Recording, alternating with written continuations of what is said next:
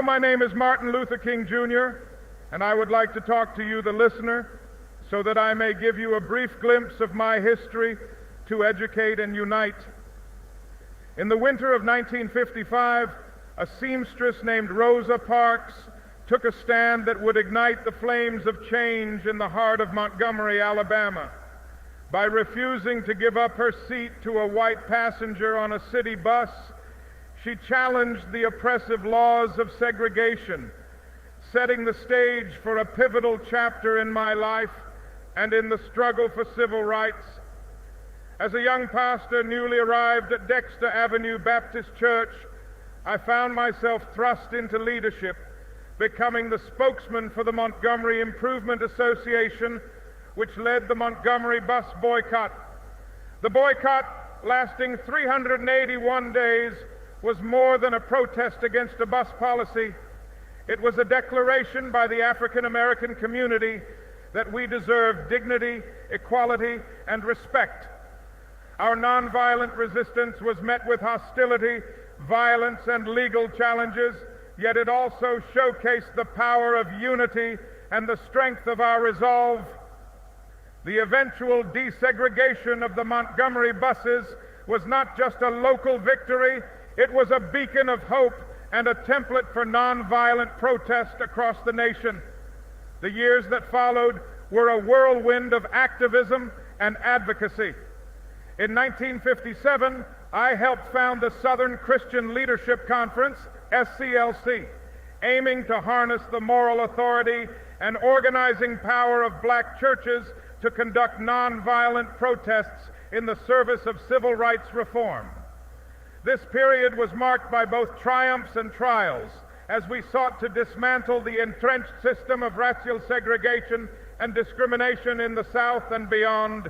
The campaign in Birmingham, Alabama in 1963 was a turning point.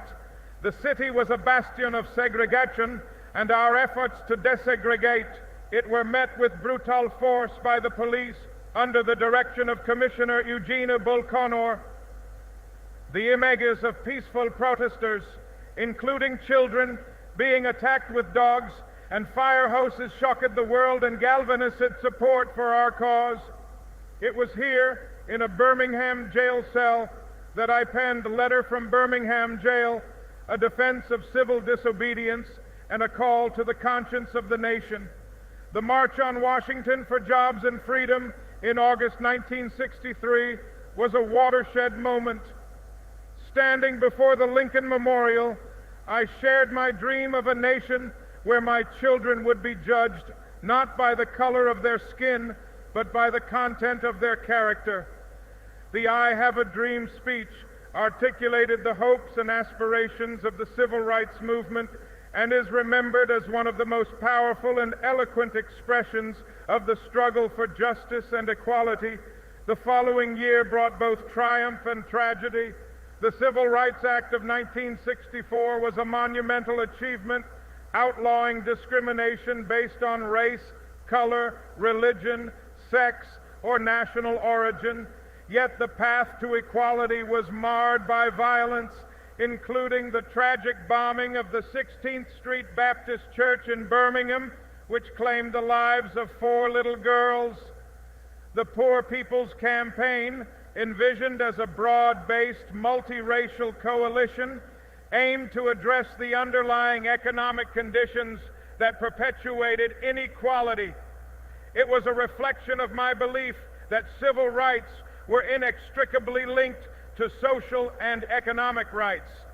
My final days were spent in Memphis, Tennessee, supporting a strike by sanitation workers demanding better pay and working conditions. It was here on April 4th, 1968, that my journey on this earth came to an abrupt end, cut short by an assassin's bullet. While my life was taken, my dream and my work lived on, carried forward by the countless individuals inspired to continue the fight for justice and equality. And now I can finally say, free at last, free at last. Thank God Almighty, I'm free at last.